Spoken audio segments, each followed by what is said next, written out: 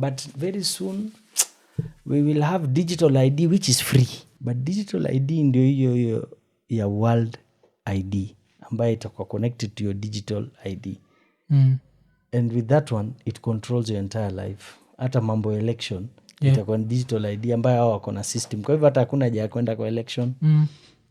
Umenipata? Utajipata hapo sha vote. Na ndio maana sha vote for the government. Umeelewa?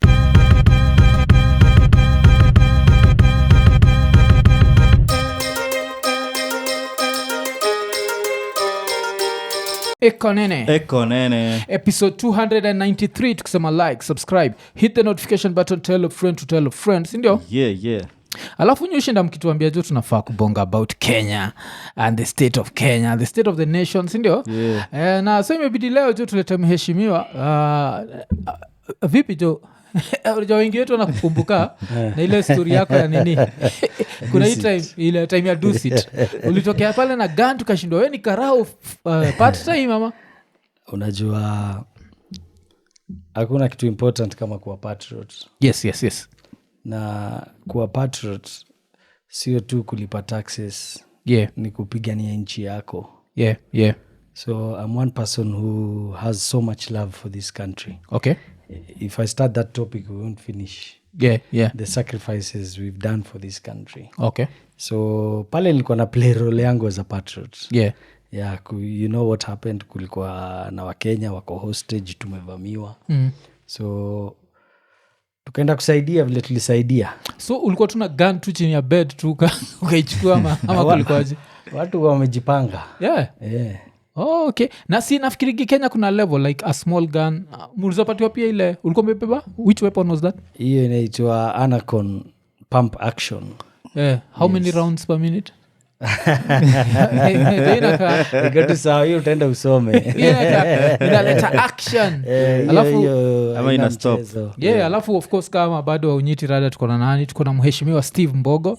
Alirun for MP for Starehe in 2013 ama 2017. Oh, okay. Sijui kwa nini niko na confuse na 2013. Hiyo time ulirun against boy wangu sana.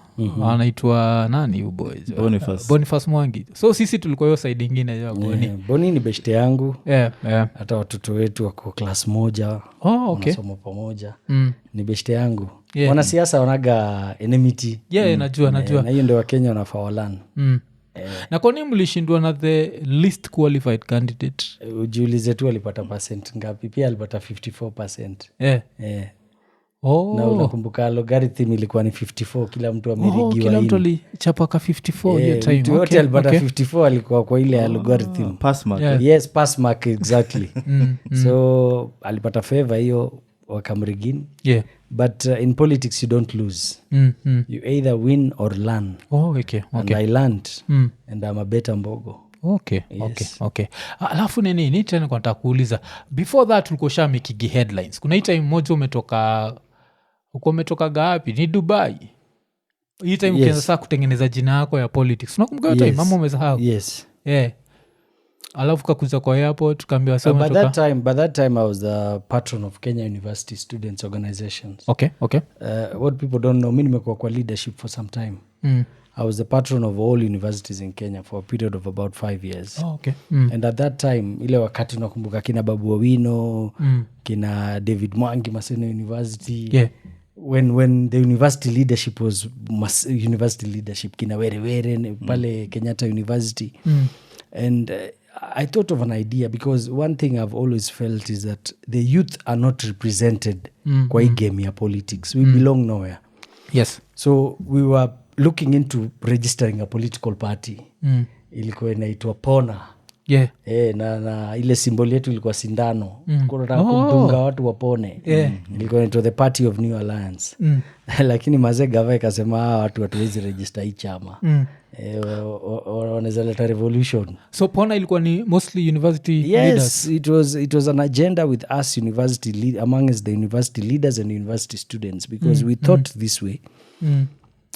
The youth of this country, we are fond of complaining. Kila sasi uteta. But the reality about change, we need some of our own waingie ndani ya system so that change can only be gotten from within. Because tukipata the right people pale ndani, hata MPs hata wa 10, we can be able to articulate our issues better, na ndio italeta hiyo change. So tulimove paka tukadeclare presidency. Nikadeclare mi nitasema wa president, na babu atakuwa deputy wangu. Na ikaleta pressure sana mpaka rais akatuita. Of course. So dream bado iko, lakini on a personal level mimi I'm never hungry for power. I just wish to kuna the rightful leadership. I'm a businessman. Mimi mtu nafanya biz. Wakenya ni watu wamechangamka. Si ni watu si ujituma in short. So we just need the rightful leadership. And that's why mi wa kwa hiyo leadership space. Si ati juu I'm hungry for power z. Yes. Na lately nimekuwa nikikuwa na umekuwa active online, and there's this one term upenda sana kutumia, vikaragosi. What does that mean? Like, is it vikaragosi in English translation ni puppet.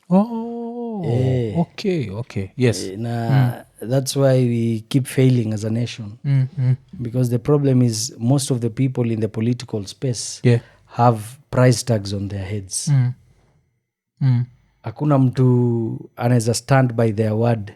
They can all be bought. So, and once you're bought, that's a leverage. Utatumiwa kama remote, you become a puppet. Unaambiwa ndio utafanya. And it's on all levels.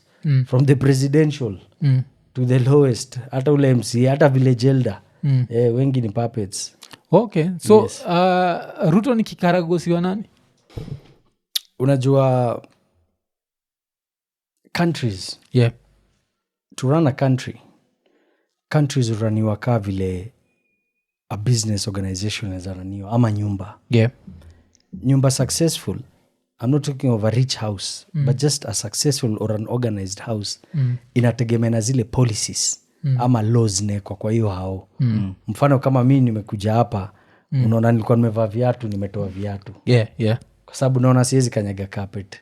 Sababu nilifunzwa, niligrow nikijua huwezi kanyaga carpet na viatu. So the way you set up the laws in your house, kwa watoto mkikula lazima muoshe vyombo. Ukiamka asubuhi tandika kitanda. That defines the status of that house for that day and in the future. Na ule anaweka hizo sheria ndio anadetermine vile hiyo uongozi na hiyo nyumba itakuwa. So ukiangalia kama Kenya leo, majority of the policies that are being implemented zote zinatoka from external forces. Daily ukisoma gazeti, huwezi kosa anything to do with the IMF, huwezi kosa anything to do with the World Bank, huwezi kosa anything to do with the United Nations. So wale ndio wanaleta hizi implementation na hizi laws zote ambazo zinakuwa set kwa hii Kenya yetu. So in short, interests za the foreign powers ndio zimewekwa first na Ruto. Na ndio pale mimi husema amegeuka amekuwa kikaragosi. Kwa sababu si interest yetu.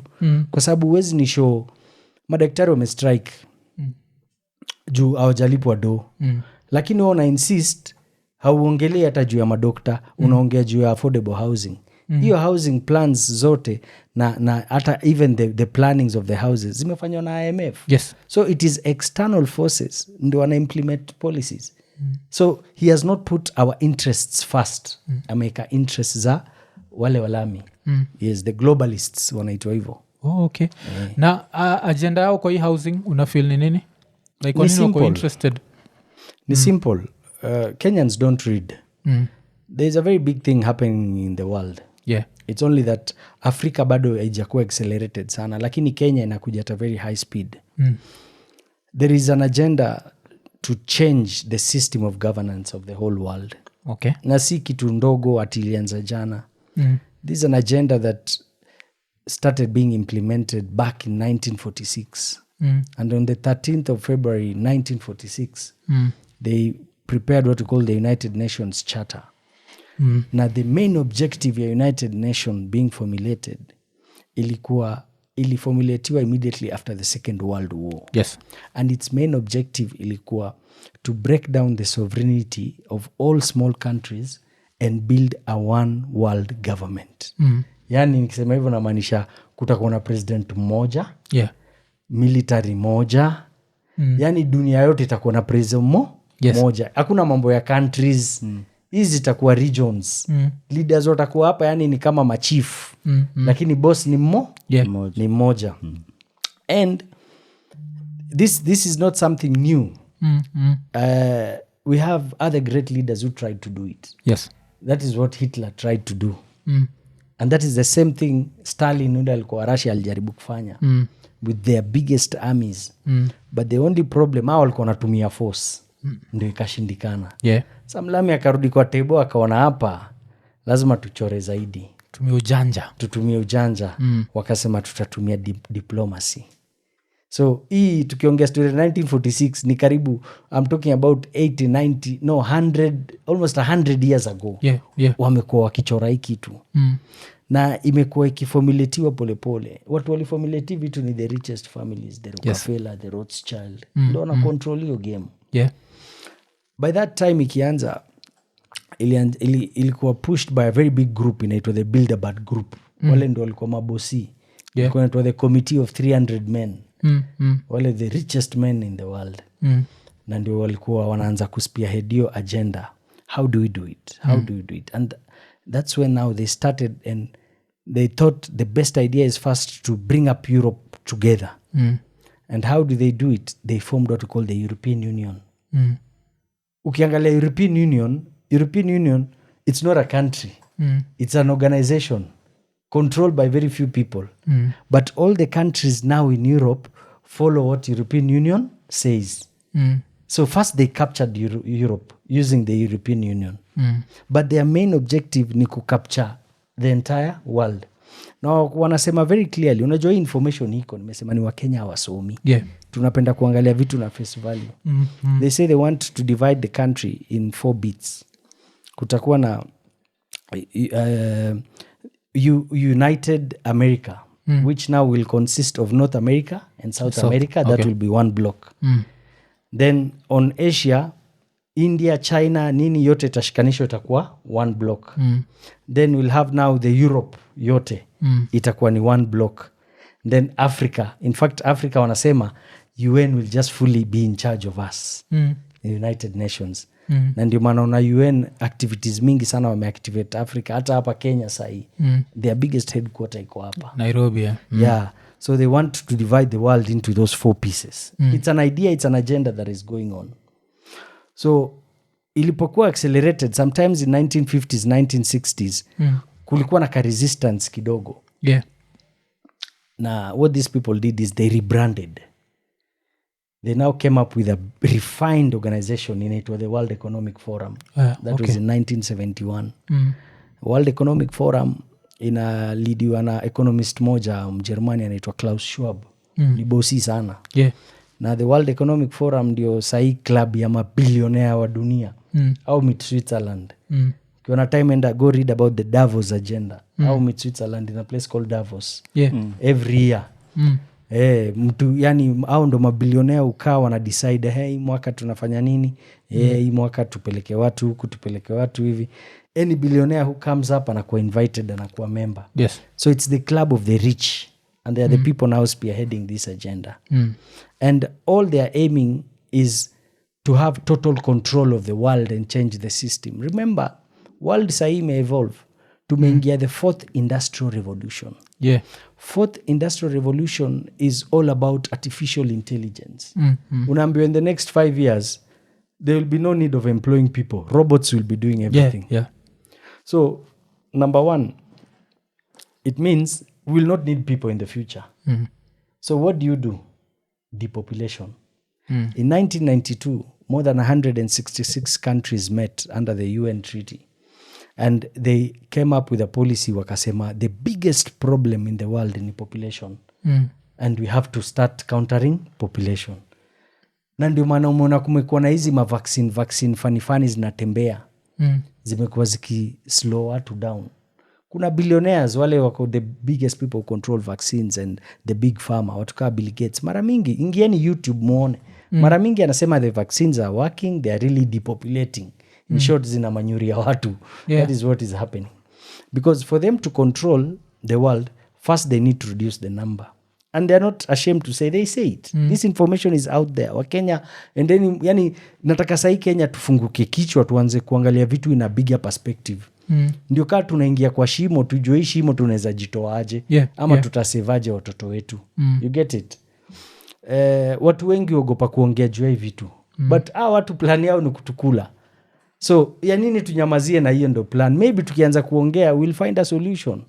Na ndio maana unaona countries mingi sahi Africa wameamua kumove, wanaenda Russia na China. Because malika Russia policy number 1 ni humanity. Na ndio na countries mingi sahi Africa. In the last Russian summit, I think about 49 out of 55 countries joined to work with the Russian bloc. Si tulijoin? In fact, in East Africa, Kenya tu ndio ikuenda. Okay. Ruto peke yake ndio yakuenda because yeye ni full puppet wa Walami. And he has his hands tied. In fact, I think he needs help. Mi najua mahali yuko, anajua hivi vitu si sawa. Jua huwezi niambia, na mimi sikuagi racist ama biased, lakini huwezi niambia mtu kama Ruto atakubali mambo ya LGBTQ iaproviwe Kenya. He was forced. When Museveni refused, the first thing they did, walikata funding. But it is part of the process of depopulation. Wanajua mwanaume akiwa mwanaume mwenzake hawatapata watoto. So itakat the numbers. Iya nakipenda rasa kuna watu yanatokea.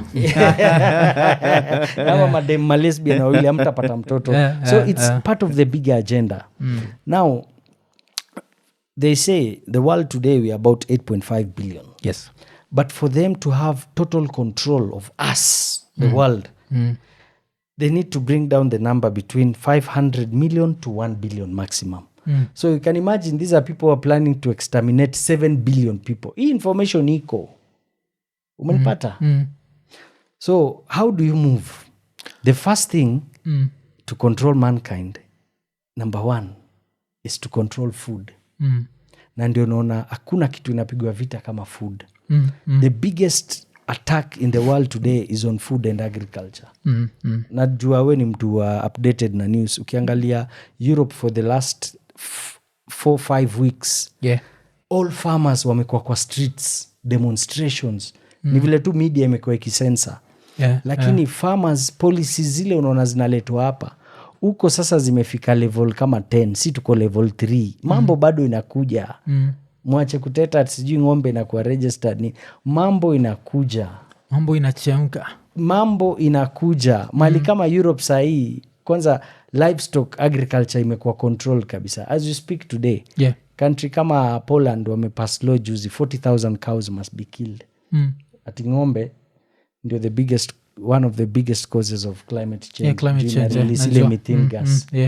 And they're advocating sasa we need to switch from kukula nyama, we go to artificial meat. Google uone sahi nyama inatengenezwa kwa lab. Tukule fortified meat. Na ni hao wanatengeneza sisi. Kenya, one of their biggest agenda wanasema ku replace food, we should now start considering eating bugs and crickets. I was shocked in Kenya. Kuna one of the biggest programs iko hapa JKUAT. Ya fortified foods wanapika crickets na insects. Inalidiwa na dokta moja anaitwa Dr. John Kinyuru. Hii information endeni msome. Iko. Last 2 weeks kulikuwa na very big forum hapa Nairobi ati to encourage fortified foods. Fortified foods ni using chemical nutrients kwa chakula. Ati for in terms of food replacement ama kuongeza msosi. But hizi nutrients zinatengenezwa na chemical herbicides na pesticides. Ukigoogle utaona. They are even open enough to say they have started these programs. Niliwatch hiyo forum juzi kwa TV. Wanasema they are now pushing a law. Hizi government schools zote zinapea watoto chakula. Wako wanapewa hizo fortified, hizo cricket na hizo insect. So watoi wetu sahi wameanza kulishwa insects. And they are saying they are not shameful. They say it is easy to give kids because kids bado hawana opinion ya negativity.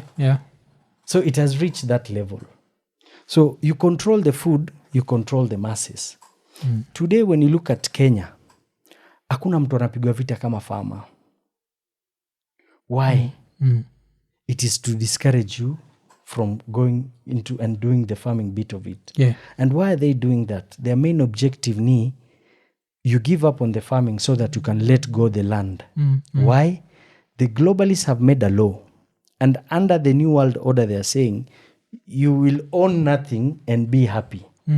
They want to take over all food production, and because you will not, there will be no need for you. Because now robots will do everything with the AI, artificial intelligence. So you'll be working for the system, but we need to control you. And that's where in the one of the formulation they came up with what we call the 15-minute cities. Once they took over the land, now ndo wanafanya farming ya GMO na kila kitu. Yeah. They want everyone to be centralized and live in small 15-minute cities. Hizi ma-apartment mnaambiwa affordable. Priority ya kwanza ni wale watu shamba zao zitachukuliwa. That is why hakuna Mkenya yoyote utamuuliza, hata mtu wako kwa gava umuulize hii affordable housing inawakaje, hakuna ule atakujibu. Because it is not first our agenda. It is not us formulating. Nilikuwa naongea na mtu kwanza aniambia hata contractors wote wametoka nje. Watu wa Kenya wamepewa hizo job ni subcontractors. Yeah. Na si ati do inatoka Amerika, inatoka IMF, inatoka wapi. So shortage hii levy mnaambiwa mlipe, si levy ati hiyo ndo inajenga hiyo nyumba. That is why people are asking, you are not providing to us, you don't even yet have a committee to manage these funds. Yeah. There's no proof this money you're collecting imetumika vipi. Lakini nyumba bado zinaendelea, kumaanisha hii pesa hii tunachukuliwa. It is to create more frustrations. They are formulating the new world order. Yeah. For you to be able to control the masses, first put them under duress. Ndio maana unaona for the last 10 years, na hizi vitu zilianza na time ya Uhuru. Unasikia ati huwezi toa 1 million kwa bank, ukileta pesa unasumbuliwa. All those frustrations have a meaning. It is to crush you down. Why? Because they want to change the entire system, hata money system. Hii system tunatumia dola. Easy ma Swift. Yeah. Very soon itakuwa ni gone story. They're introducing what you call central bank digital currencies. Go read about that. Yeah. Central bank digital currencies ni similar na hizi Bitcoin, vile Bitcoin inawaka. But the worst thing about it is that they are the ones who will control everything. So they can decide if you can use the money or not use the money. And that's when they come back and now want to bring a formulation of what you call a digital ID. Digital ID is what now will be linked to your digital currency. Yeah. So anytime you go against the system, inafinywa, inanyongwa. Because they know if they control your resource, they've controlled you. Umenipata? So there's a lot happening. Nando tunaambia wa Kenya, endeni msome na mkuwe na independent thinking yenu. Umeona? And I like, nimeongea kidogo juu hii kitu na nimeona vile wa Kenya wengi wana respond. At least watu wameanza kusoma na kuona a different angle. Yeah. It is very sad juu leaders wengi hata mimi nimekaa nao. Mazee hawajui kinaendelea. Watu wanasema tu Ruto. Lakini ni mabosi ya Ruto ndo wamemshika mateka na wanatufanyia hizi vitu zote. Na yeye mwenyewe nani alimpatia ruhusa approve hizi vitu? At least akuja atuulize, tukikubali ni sawa. Because kuna vitu mob sana jo zimekuwa zikihappen. Na we are just letting things go. Because hiyo ndo swali nataka kuuliza. If the powers that be are this powerful, sinamaanisha they can't be stopped, ama? What can be done? Is there anything Ruto can do? Countries zingine mbona zimeamua kwenda Russia na China? Other countries have opted to go to the East because at least they see with the East there is consideration of humanity. Do you know that in Russia it is a crime? Any person who does GMO farming is considered a terrorist. Go read. Okay. Any person who engages in LGBTQ is the same level as a terrorist. Nilicheki majuzi walipitisha hiyo. Na wako very strict, wanasema there is no way they can allow the foundation of a family to be broken. Leo hii ukiangalia Kenya yetu society imebreak. Juu foundation hata ile ya unity ya home. Hakuna ile inawaka. Lakini zote zimefanywa by design. Mademu siku hizi wanatuambia what a man can do. A woman can do better. Umenipata? Yeah. Na hizi mentality zote mingi wani created. but it's time Kenyans need to think forward, and not only because of us sisi hapa tuko hapa mi na wewe Mwafrika. It is our kids. You and I can survive, but what about those poor kids? Tukizaliwa tuko naambiwa our grandfathers fought for us. They shed blood maze. Wali sacrifice ndio mi na wewe tukae hapa to enjoy free space. Sasa unataka kuniambia sisi tu tukae to enjoy tulipwe na YouTube alafu watoto wetu tuwaachie shida? We have to fight for them, na kufight hawa tu isi lazima we ati in a political position. Hata platform kama hizi tuongee, tusome, yani tu update software. Si update tu software ya simu, hata yako personally update daily, know what is happening, because this fight is big. This fight is very big and it's coming. It's coming. Their biggest agenda is depopulation and total control. Hawa watu wote, do you know gava wamepropose bill ya lands for compulsory acquisition of land by the government. Niko nimechekio nini.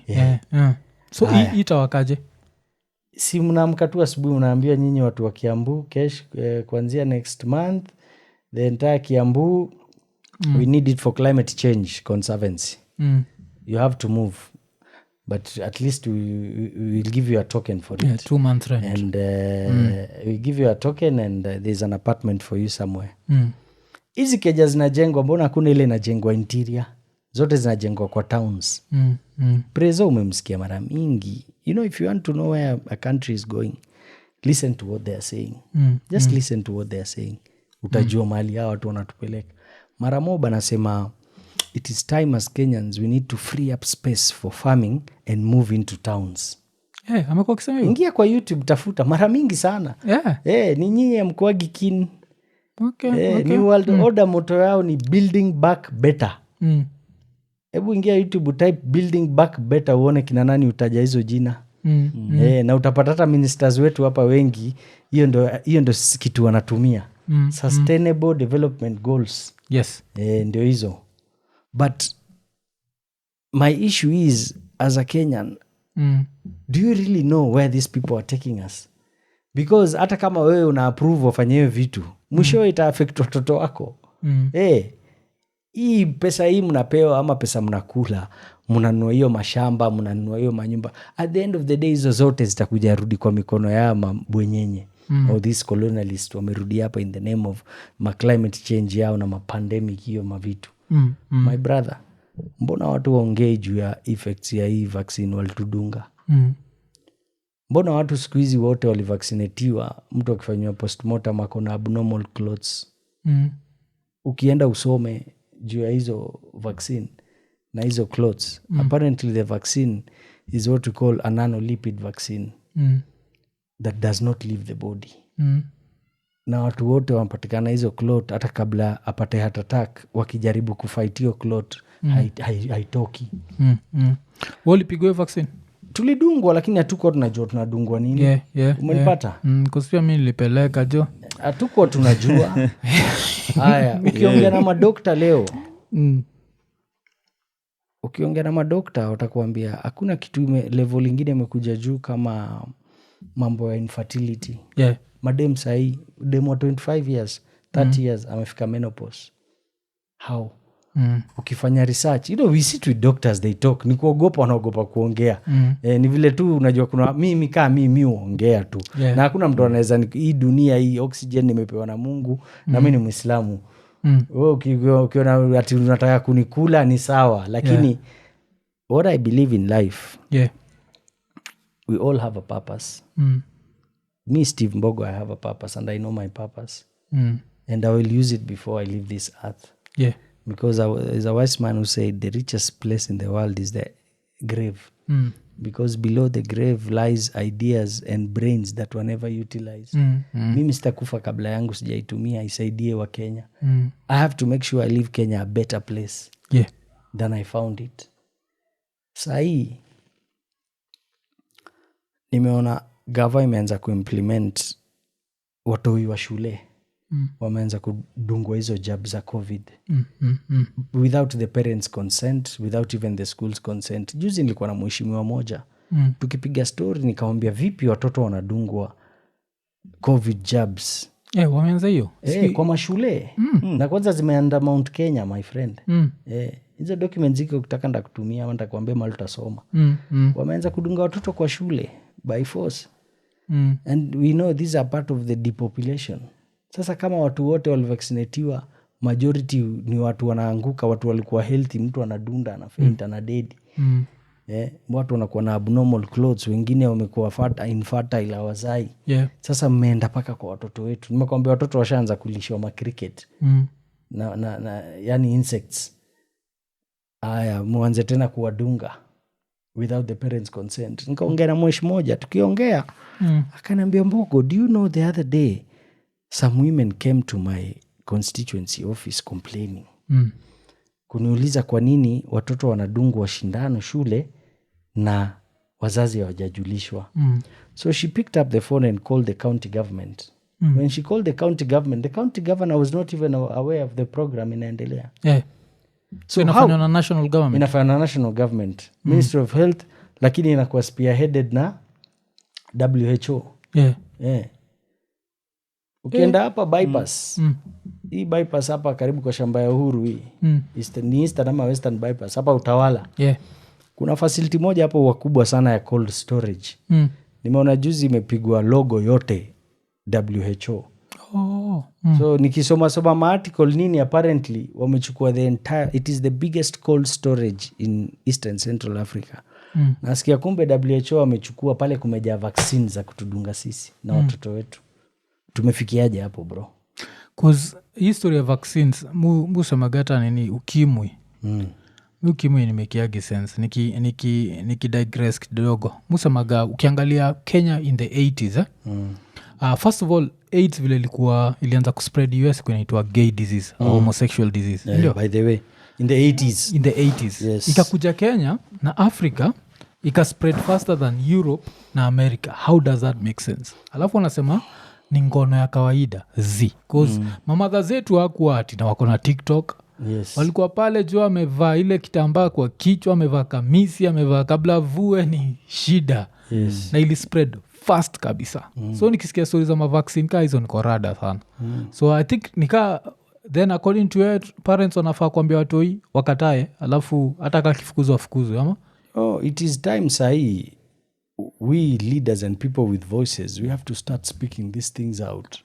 Na leaders wale wako kwa bunge, sababu wengi pia ni akili bongolala. Wengi ni bongolala reality. People who've gone there as career politicians, yani pale ndio source of income. Hajaenda kufanya service. Watu waanze kuresearch, wasome, wapiganie raia. Because what I don't understand is you accept to be bought for you to have this lavish life now. But why would you have a lavish life now and leave your children in a pathetic environment? Uachie watoto shida. Basi unazaa ya nini? Watafutia mali ya nini? Kwa sababu tukikufa hakuna siku tutazikwa na hizi magari kubwa hizi tunanunua na hizi magorofa na hizi mashamba watu wanaiba wanunue mashamba. You see, it's stupid at the end of the day. So humanity first. Shida yetu hata kubwa sahi Kenya si hata wizi hao watu. Ni kutupeana level yani sasa hata tumalizwe. Hiyo ndo problem. Ndo naona mimi nimeanza kuongea. Because sasa kaa niko na information na hii ni reality. Mi waambia wa Kenya, I'm speaking out my mind, but go do your independent research. Sikuje kupiga propaganda. Hakuna mtu amenituma. Umenipata?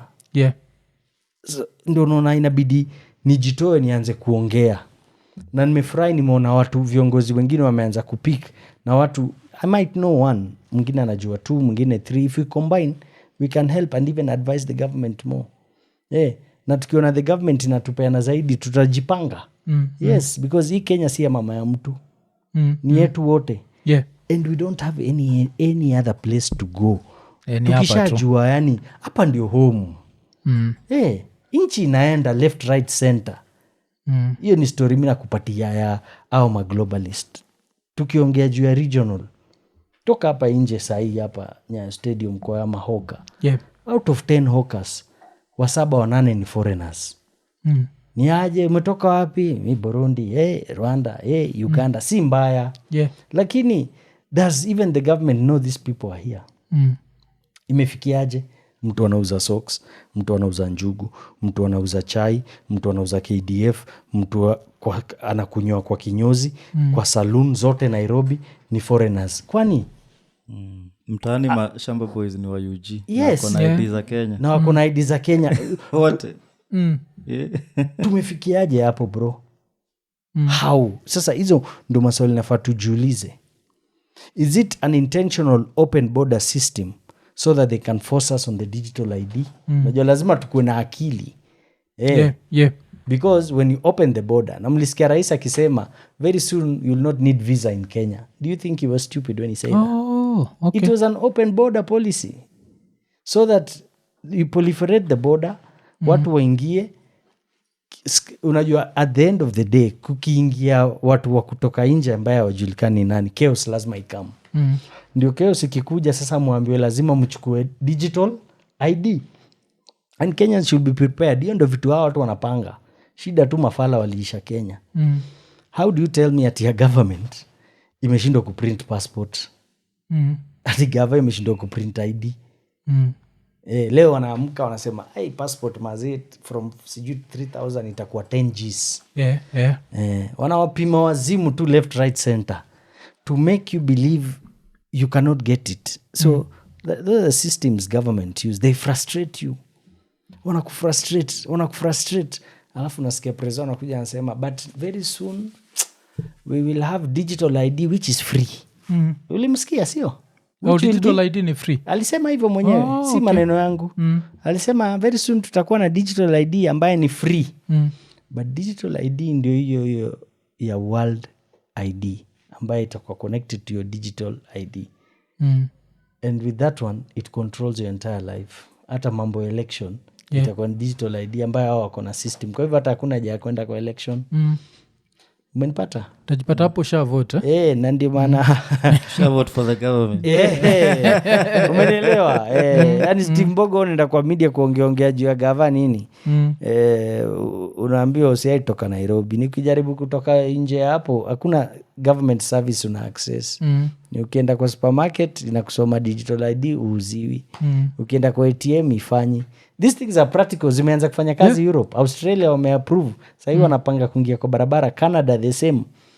So tusome world news ndo tujue kule tunaelekea. Juu kama tumekubali turaniwe na hawa lami, lazima tujue kwa nini inafanyika ndo tujue ile inakuja hapa. Na hizi vitu zina come in stages. Kwa hivyo kama kuna watu waheshimiwa wananisikia ama watu wanajua na watu wako parliament, pasini hii message. Time ya kusema no kwa vitu vingine imefika. Juu it's not about us but our kids. Wala mi afadhali mi ni dedi, lakini siwezi dedi nikipeana watoto wangu na damu yangu na the young generation ya Kenya. Afadhali tu dedi tukijaribu kuwafaitia. That is what I call a patriot. Okay, wow. Na nini, na unafeel nini juu ya kuna msenza kusikiza alafu sema ule Steve Ojo amejaza ma conspiracy theory kibao. Kuna sota kuita conspiracy theorist. You see, ndio maana mimi nasema go do your own research. Yes. Kenya watu wamesynchroniziwa very easily. Walai, I think Kenyans are the most gullible people. Most gullible. Kucheza na akili ya Wakenya ni 1 minute. Na gava ishawa understand. Wakenya upenda story. That's why in Kenya kila wiki kuna story. Kila wiki mnaletewa Haiti. Mnapiga kelele Haiti, next week fertilizer. Mnapiga kelele. Sasa nani anaongelea mambo ya Haiti? Simlisahau. Sasa ni fertilizer. Next week kutatoka ingine. Umenipata? And they have synchronized us to believe there is only one person who can tell you the truth, whether ni president ama opposition leader. Bora baba amesema ama nani amesema. Asiposema haiko. But can you imagine today we already have the advantage of what we call the third industrial revolution, internet. Information yote iko hapa. Wakenya, go do your independent research. Whatever you do with the information I'm saying is up to you. Lakini msisemage hamkuambiwa. Wajua wengi wa Kenya to be very honest, it's because they don't know. Kenyans lack what we call political literacy. Yes. Na ndio maana tunaanza kuwaongelesha waelewe. Waelewe hata hii siasa ni nini. Leadership ni nini. Country ni nini. Umenipata? Love for our country. Ile love for Kenya. Ile mtu alikuwa anajivutia kuwa Mkenya ilienda wapi. Yani today we are even praying on ourselves yani. Ndio society tuko ndani. Lakini it's because of lack of information. Na Wakenya ni watu true. I've been in more than 30 countries in Africa alone. In the world I've been in total, yani nimeenda countries zaidi ya 70 something, hata zaidi ya Ruto. There is no Ruto try to break record yako because anaenda the same place. Anaenda the same place mara mingi. Mimi nimekuambia different countries more than 70. Na I'll tell you what I see in Kenya is amazing. Kuna watu truka Wakenya mazee si uchukiana. Lakini tunapenda foreigners. You najua. We love foreigners more than we love ourselves. You know we are the warmest. Ukienda Arab countries. Mwafrika, Waarabu nani wakitaka kuandika Mwafrika kazi priority. Wakisikia you're from Kenya, unapewa wera. Why? We are always smiling. We are warm. Ongea tuna tourist yote hapa. Ule ashai travel nchi nyingine atakwambia one unique thing about Kenyans. Kenyans are warm. We are ever smiling. We know how to present ourselves. Lakini sisi wenyewe kwa wenyewe tunagonga. Hapo ndio gani shida. Lakini ni created na hii political shenanigans. Juu ilifika level, hiyo politics ika create paka different economic levels. So yani leo ndio kabila fulani prosper, lazima mtu wenu akuwe president, which is wrong. Which is wrong. Hakuna duka uzia Mkikuyu sukari cheap ama Mkale. Shida zote ni the same ya kila mtu. Kila mtu analipa the same tax. Alafu unapata leadership, yani hata wale wako juu wanasema sijui serikali ni ya shares, wale walipiga kura. Those are the things that divide this country. Na watoi wetu tusipoanza kuwafundisha sahi what is right, what is not right, itaishi hivyo milele. Na ndio nimekuambia, unaona sasa hata regional neighbors wana take over. Hao ndio wanapiga busy sahi. Tulikuwa tunachekeleaga wa Somali. Wanasema watu ni wafala. Hebu cheki vile wamejipanga. Hakuna watu true kama hao. Wamejipanga bro. Na hata saa ingine mimi husema afadhali, hata nafikiri labda hata tukiwapatia presidency wanaweza tufundisha kuishi. Kwa sababu tunacheza sana. Kuna zile tuna mchezo. Tuko na mchezo. Wewe mwaisikia Msomali yako jela? Maybe tu extremism. Exactly. Nasiwa hapa. Uwezi sikia ati kesi Msomu sijui amefanyia mtu nini, amepiga, amevunja kitu. Wanaenuana. Dini.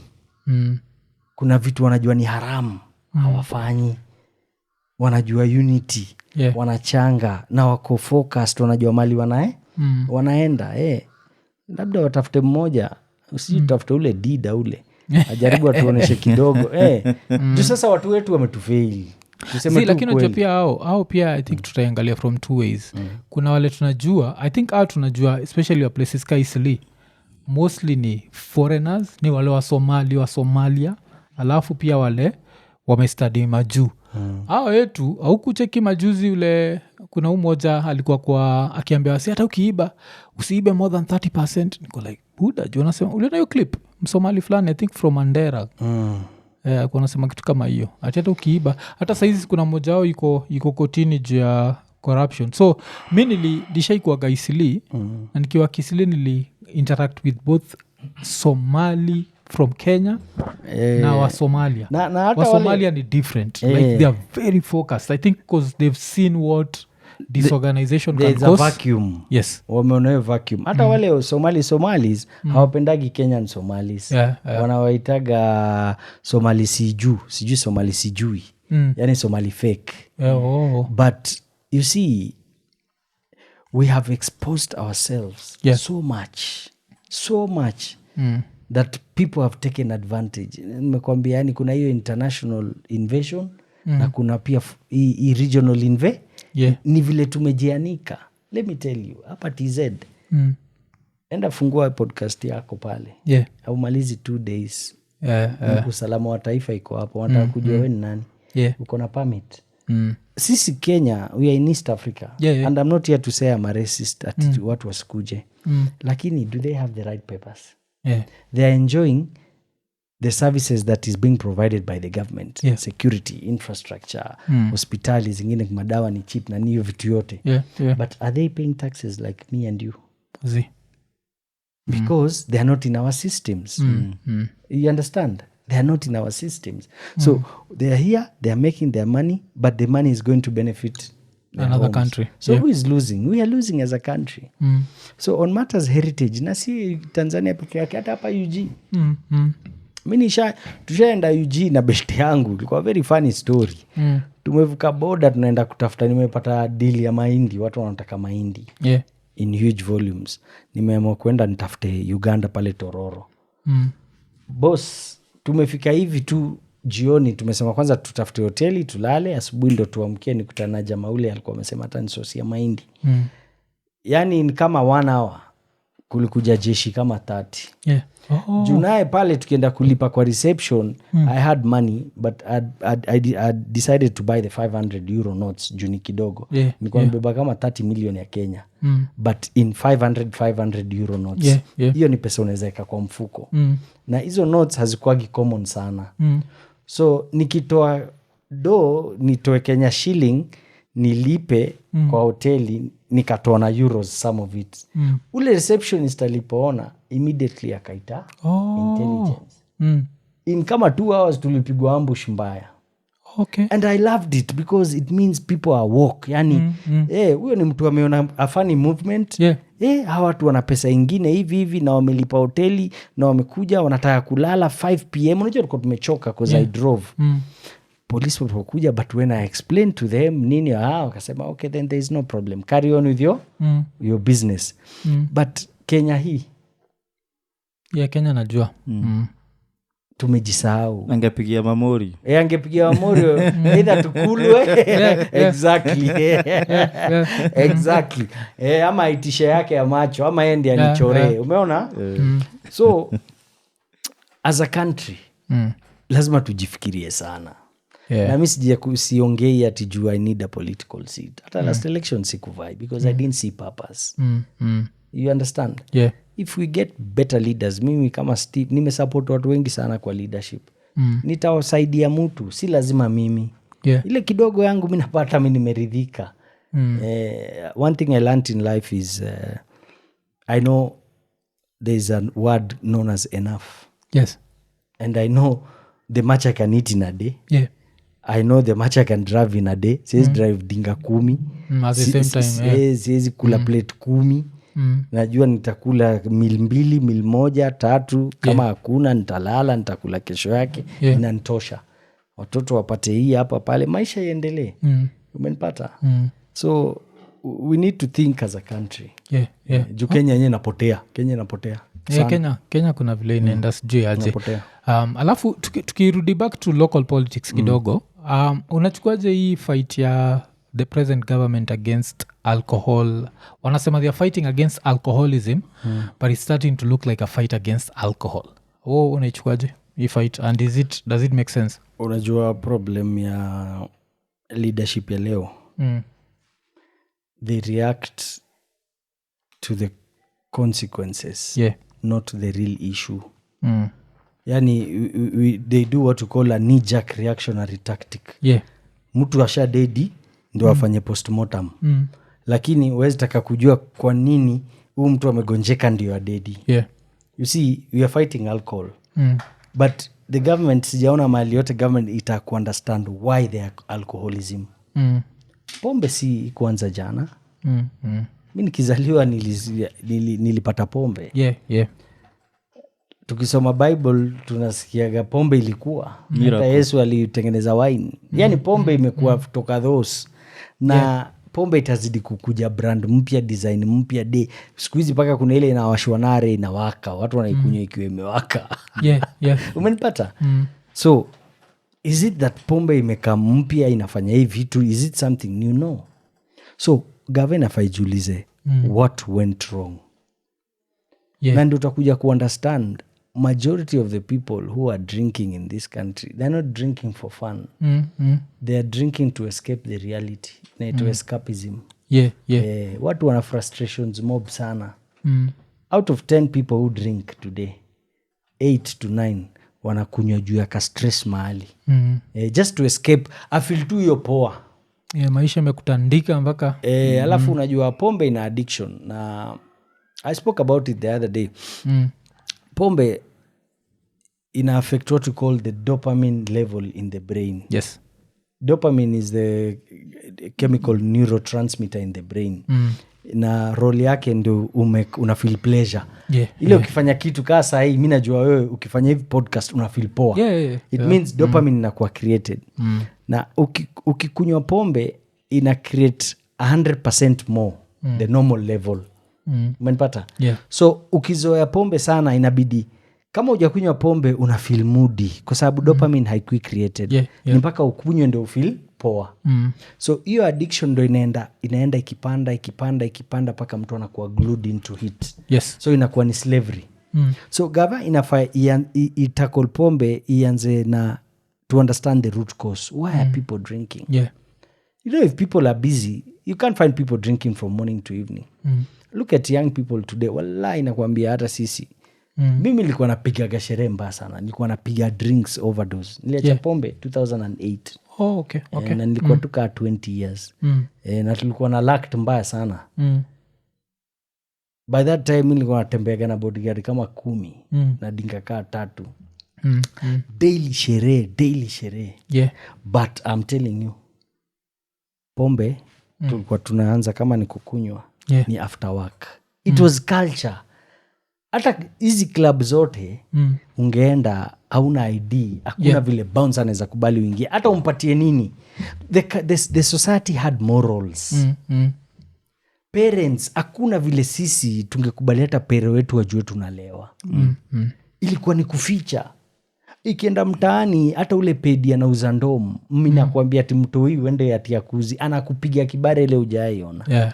There was morals. Lakini leo mazetu tumejisahau as a society. Mimi nakwambia kuna bouncer moja shainipiga kibare. Kuna club moja ya reggae iko pale Madiwa, ilikuwa inaitwa Sun City. Alafu nilikuwa very tiny. Lakini bado nilikuwa high school. Ile nimejilazimisha nini unajua unajiforce we. Bouncer ananiambia we home. Na wako wanacheka. Na si ati wamelipwa. But there was that age ambaye na era ambaye kulikuwa na morals. Mtoto hata kulea ilikuwa ni communal. Si time yetu ilikuwa ukifanya makosa unaanza kupigwa na neighbor akuleta kwa mother akumalizie. Kuna design madema sister yetu wangevaa. Kuna michezo hata kuna hairstyle walai ya ungenyoa. So mimi nakwambia ukweli. Na tulisoma CRE. So hizo morals, it is back as a country. It is important as a country. We have to take back our country. Kwanza to instill hizo morals, because why do we need to build the country na tuachia watu tunaacha wakiharibika, tuachie nchi. Leo Generation Z wangapi wamewahi kupigia simu wakaomba advice how to open a podcast? Najua ni kibao siku hizi. Hawa toi kila mtu anataka deal. Na pia kuna hiyo pia hakuna mentality ya sisi tuligrow tukijua growth is a gradual process. Sawa, growth is a gradual process. Au wakiona leo Mwafreeka anaendesha Range Rover, wanataka Range Rover leo. Lakini hawajui. Mimi nimekupa example, nimekwambia nimeacha pombe 2008. By that time I was making good money. Lakini hawa wameona Steve Mbogo juzi 2016. Lakini anataka kuwa kama mimi. Mimi nimeanza nimeanza kujisomesha toka form 3 2003. So piga hiyo hesabu hiyo miaka yote mpaka sai. Ni pole pole, si ati ilikuja in a day. Na bado tuko kwa hii safari tunaendelea. But as a society tumesahau kufundisha hawa toi ni stages. And that is why sasa leaders wanaona vile watu wanapiga sherehe wana react. Lakini makosa ni yetu na wazazi wetu na hii system na leadership. Cause ulichekio statement ya nani ya kuzifaindikiwa interesting ya Gachagua alisema we are getting good reports that people who are drinking have given up. They've realized that it's not a good thing. The war is 70% won. And personally I feel like this statement is very ignorant na nikuwa na feel ni ignorant juu Buddha alikuwa alcoholic so najuaga alcoholism it's not something you wake up and stop it. Yes. Hautakunywa leo alafu kesho uamke uende baa zimefungwa wacha nisikunywa itakuwa baa zimefungwa naweza pata changa unajua utatafuta something else that's worse than it is even more dangerous juu sahii watu watakuwa nakunyia kwa nyumba haina limit. Unajua kaa tunakunywa kwa club nikiona Mwafrika amelemewa ntamwambia ukunywa ingine maze tuende home but sahii watu wanajimada kwa nyumba na unaona hiyo intake spike ya alcoholism ilikuja from the lockdown period. Do you know why? Because watu walikuwa napiga sherehe kwa nyumba hauna limit umenunua mzinga yako unaipiga unajua hata ukibleki uko kwa nyumba but slowly it created that addiction because that routine it goes in your body, it affects the balancing of the dopamine na hiyo ndio imecreate hiyo level tunaona sahi hata drug abuse. Society yetu leo yani hatunasikia yani society ya leo yani kitu kama cocaine ni normal. Unashtuka kila mtu yani siku hizi eti ujanja ama watu high class ni kupiga coke unga hizo vitu zilianza lini? During the lockdown time.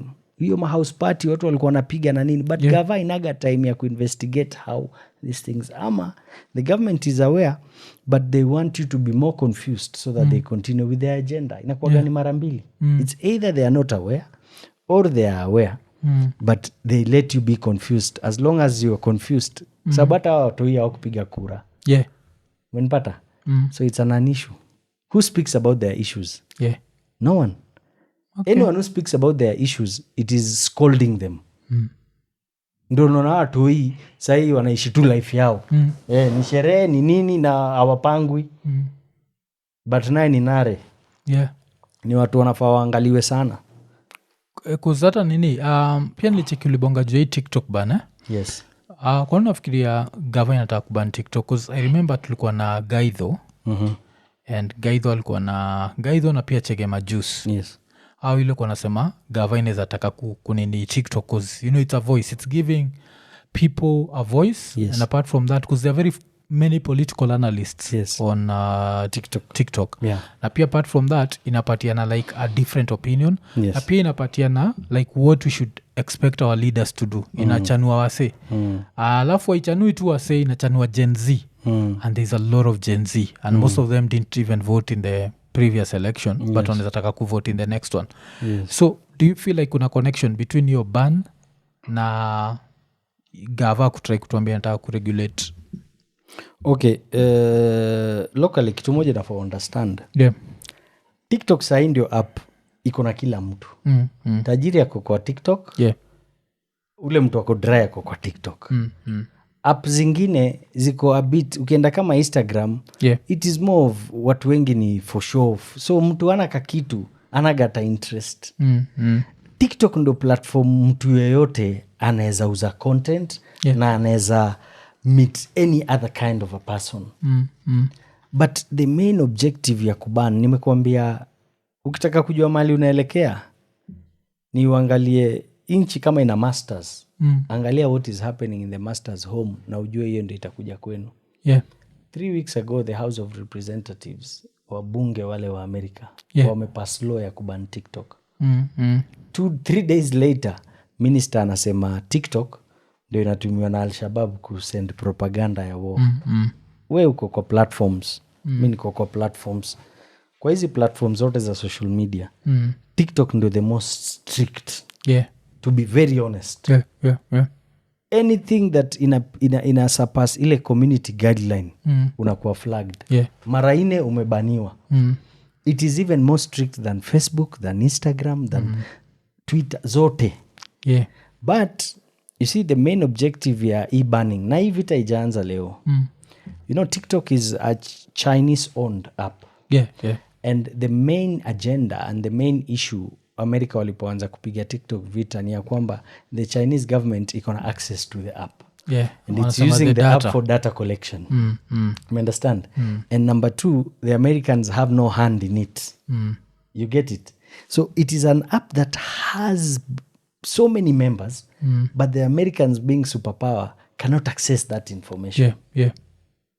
So na watu wengi wamekuwa wakifight hizi systems, mfano nakuambia kama hizi ma new world order, watu wengi wako hizo platforms za TikTok, watu wanaongea. So they need to find a way of banning them. Na ndio naona TikTok inapigwa vita hapa Kenya. Sasa wa vijana wengi, watu wengi, they are earning from that TikTok. Yeah. So ikitolewa, and it's so funny, immediately minister ali-announce 2 days later, president ati alikuwa na launch monetizing of Facebook and Instagram. So all these things ukiangalia vizuri ni coordinated. Why are they happening at the same time? It means next thing that is coming is the banning of TikTok. Na ukiona gava inaongea hivyo, ujue bill tayari ishatengenezwa. Utaisikia bunge, na juu wabunge wengi ni vikaragosi. They will ban it. So young people ni mjue what is coming. So kama mna sauti mjipange. Kama hamna sauti ndio hivyo. Na gava ikidu vitu kama hizi, I feel ni kama I feel threatened in any way that if we keep doing these policies that affect people in negative ways, but we might struggle in 2027. Ama kuzinajua alishindana gap ya 200,000 Yes. Alikuwa anashindana nani? Alikuwa anashindana nani? Na Raila. Sasa Raila ako wapi? So umefanya handshake yao? Yeah. So hana threat to him. I feel ni kama mtu anaweza rise from the ashes. To him. Okay, the way he's reasoning. Tell me one person mwenye ako na nguvu kama ya Raila Kenya. Ninasema hakuna, but unajua pia nani anaitwa boy Fire alituonyesha 10 days is enough. So inaonyesha 1 year kuna mtu anaweza kuja. I'm not saying anything is not possible. But what such governments will always do is always make sure you guys are broke. Mwezi andamana 3 days na mnanja. Mtarudi home. Just make sure, frustrate them. Make sure they are broke and intimidate and try to silence those who wake people up. But this time round we are not going to be silenced that easy. Juu tumerealize vita sasa hata vita yetu ni ya watoto wetu. And that's how Kenyans should be thinking. It's not about you. Hapa tumefika. Have you noticed Kenyans wameacha kucomplain hata mambo ya cost of living? They've given up. Yes. But those are the most dangerous people. Hata kwa marriage ukiwa na wife hata mdemo wako mkosana alafu aache kuteta, waanza kujipanga. Ujue sasa huyu next move ni kujitoa. So kama wana akili wajue Wakenya wamenyamaza, wanawaangalia. Okay, cause vile umesema juu ya community guidelines ndio imenikumbusha. TikTok inakuwaga strict mpaka sana. Naonaga wase mtu instead of kusema ati bla bla bla lidedisha mtu, nasema he unalived them. Like wamekama up na hiyo kitu kama sex inakuwaga sex. Like wanna do anything just so those keywords zile zinaweza kuwa flagged zisikue. So ni hard sana kutuambia like terrorists wana push propaganda yao through such a platform. Kwa zile platform itashika kitu fulani na itakuwa ni hard sana. But okay. So umesikia minister juzi akisema hata ukishika overspeed watakunyang'anya shamba. Speeding na shamba inaingilia wapi? Nanyang'anywa shamba speed. Si ulimsikia? Alisema hivyo, we will take your land, we will take your property if you overspeed. Sasa sijui atanyaka juu mingi accident ni matatu. So sijui atachukua shamba ya mwenye matatu ama ya deresi kuelewa. Tuelezee. Ama ni ile agenda tu ya mashamba. I think ni agenda ya mashamba. Wazidi tu kutuambia juu ya shamba tuzoee. Okay. Hata zao zitaenda, unajua kitu wanafikiria ni watapush agenda, mzungu atawaacha. My friend. Akiamua kufagia nafagia kila mtu. White people, they will use you, misuse you and abuse you. Uliza leaders, kulikuwa na leaders ambao walikuwa hata Osama bin Laden alikuwa best yao. Best yao. Saddam Hussein, Gaddafi. Mwishowe wakamekiwa the biggest enemies na wakamalizwa. Kuna hiyo. Uliza Mobutu Sese Seko. Daily alikuwa anaenda dinner Paris, Belgium. Private jet, watoto wake holiday walikuwa wanaenda White House ya America. watoto wa bush walikuwa naenda holiday Congo. ilikuwa inaitwa Leopardville. Keja yake Leopard City Leopardville city yake ile. Yani he was that powerful, lakini walipomsanuka bro alishangaa. Okay. Kwa hivyo Ruto karada hawakujui, si mabeshte yako, sisi ndio mabeshte. Sisi ndio tukutana wewe, hata umpata pancha tutasimama tukusaidie. Mlami hawezi kujui ni interest zile wanataka hapa. So put your people first. African leaders au sahau hiyo. Tunaelewa, unajua kunakuwa na excitement. Unajua unamka asubuhi hivi unapata missed call ni ya Biden. Unafikiri una steady aje? Ikifika lunchtime ni nani Macron wa Paris. Saa 10 ni Olaf wa Germany. But hiyo sinafurahisha first lady basi. Sasa hiyo ndio ka problem kidogo. Sijui unaambiwa utaenda state invite sijui America nini. Una feel ni kama nini.